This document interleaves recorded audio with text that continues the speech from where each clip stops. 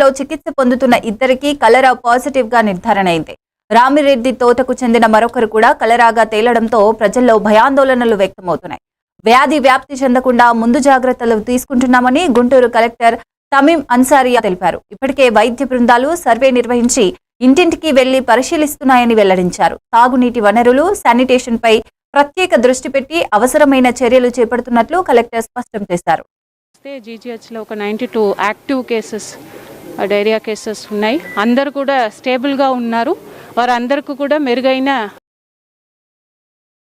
ఈ కేసెస్ని కూడా మనకు ఒక ర్యాపిడ్ రెస్పాన్స్ టీమ్ అని హెల్త్ ఎక్స్పర్ట్స్ స్పెషలిస్ట్ ఉన్న టీం ఉన్నాయి.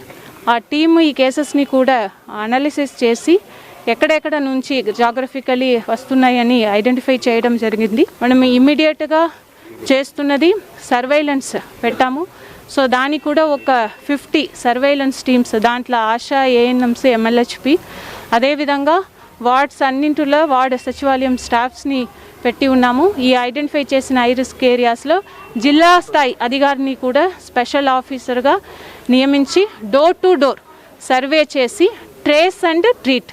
ఇక్కడ కేసెస్ వచ్చి ఉన్నాయి కాబట్టి ఇంకా ఎక్కువ అగ్రెసివ్గా ఇంటింటికి వెళ్ళి అక్కడ ఏదైనా డైరియాతో లక్షణాలతో ఉంటే వారిని ఇమ్మీడియట్గా క్యాంపుకు తీసుకురావడం. మనం ఇయర్లీగా డిటెక్ట్ చేస్తే మనము మంచి ట్రీట్మెంట్ చేసి ఈ కేసుని కూడా మనం కంట్రోల్ చేయవచ్చు. కాబట్టి దాని మీద ఫోకస్ చేస్తున్నాం.